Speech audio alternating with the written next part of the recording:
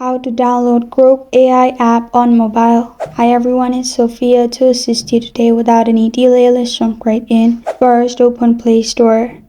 Go to search bar and search Grok. You'll find this kind of screen pop up. Simply click on install beside Grok. After you have installed, you'll be able to use the app. Or you can simply open Chrome and then search Grok. Open Grok AI official website. You'll find this kind of screen pop up.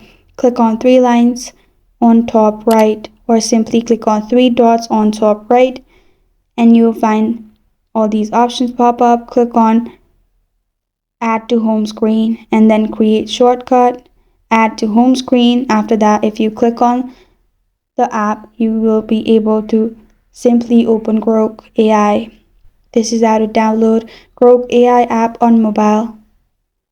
Thank you for joining me today. If this video helps you out, please leave a like and subscribe for more.